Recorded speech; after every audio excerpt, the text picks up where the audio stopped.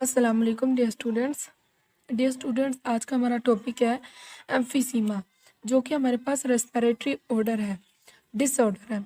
ये हमने respiratory disorder previous lecture में हमने पढ़ा था कि रेस्पिरेटरी डिसऑर्डर्स जो होते हैं, कल हमने पढ़ी थी ब्रोंकाइटिस, आज हम पढ़ेंगे एम्फीसीमा। एम्फीसीमा क्या है, ये कैसे होता है, इसकी अलामात क्या है और इसकी ट्रीटमेंट क्या है।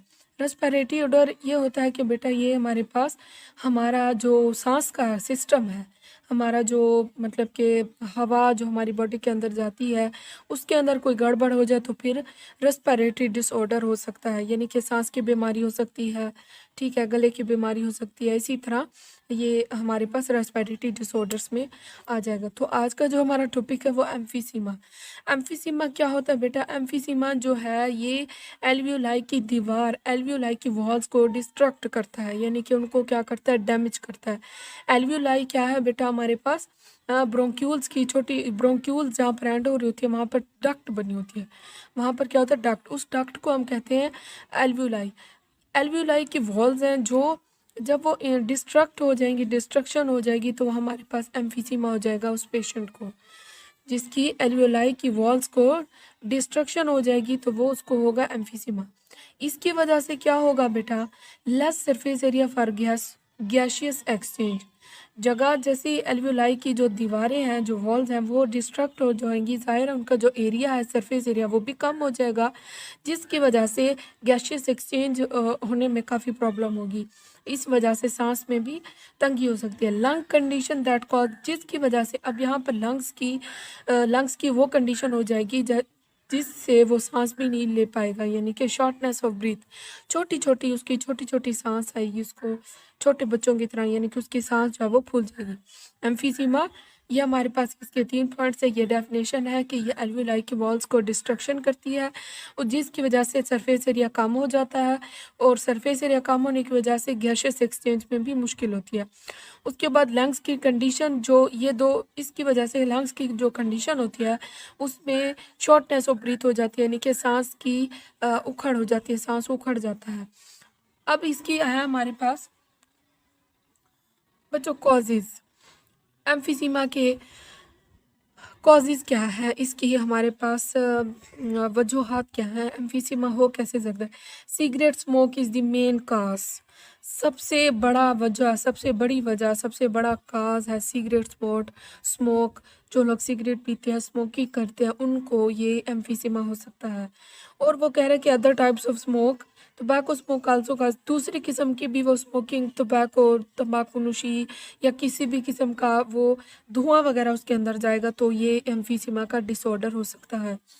उसके बाद है बेटा, इसके सबसे अहम बात यह है कि अगर ब्लड के अंदर ऑक्सीजन की कंसंट्रेशन कम होगी, ऑक्सीजन की जो कंसंट्रेशन है वो लो होगी, तो फिर ये बीमारी जो है वो बहुत ज़्यादा सीरियस हो जाएगी, क्योंकि जो हमारा बॉडी है, हमारे बॉडी के अंदर जो ब्लड है उसके अंदर ऑक्सीजन अगर कम हो गई तो ये बहुत ख़तरनाक बीमारी हो सकती है। उसके बाद आता है बेटा हमारे पास इसकी सिम्टम्स, मतलब कि इलामात हमें बताना होंगी कि कौन सी इलामात होंगी कि ये पता लगेगा कि एम्फीसीमा हो चुका है। शॉर्टनेस ऑफ ब्रीथ, सांस बहुत छोटी छोटी आएगी, उखड़ कर आएगी, फटीग, थकावट होगी, वेट लॉस, वज़न के अंदर जो है वो कमी आ जाएगी, कमज़ोर हो जाएगा।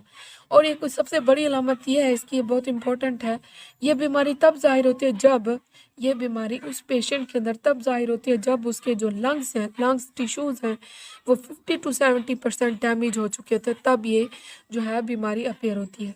It appears when patient lost 50 to 70% lung tissues, मतलब कि उसके जो लंग्स के जो टिश्यूज़ हैं वो 50 से 70% तक डैमेज होते हैं, फिर ये जो है एम्फीसीमा अपीयर होता है। तो इसलिए हमें चाहिए कि हम अपनी जो है अपनी हिफाजत करें स्मोकिंग से, स्मोकिंग वाली जगहों से, ठीक है, तब हम इस बीमारी से बच सकते हैं। उसके बाद है हमारे पास ट्रीटमेंट। इसका इलाज कैसे होगा? अवॉइडिंग एयर पोल्यूटेंट्स, हमें हमें अवॉइड करना होगा एयर पोल्यूटेंट्स, हवा के अंदर जो आलूदगी होती है उससे हमें मतलब मास्क वगैरह पहनना होगा, ठीक है।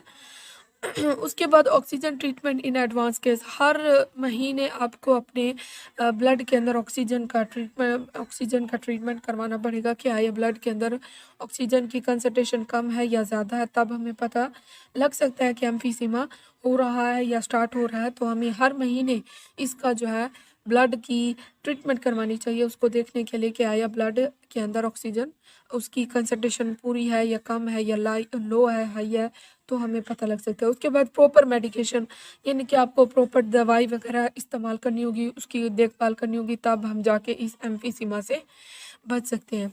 तो ये थी हमारे पास ट्रीटमेंट, सिम्टम्स के कॉजेज़ और एम्फीसीमा। एम्फीसीमा क्या है, उसके कॉजेज़ है, ये बेटा शॉर्ट के लिहाज से भी काफ़ी इंपॉर्टेंट है।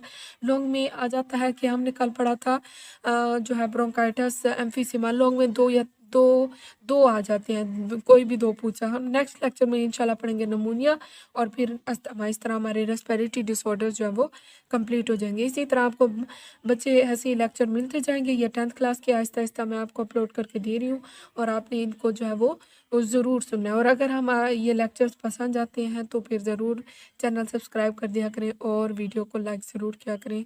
और अपना बहुत सारा ख्याल रखिएगा। अल्लाह हाफिज़।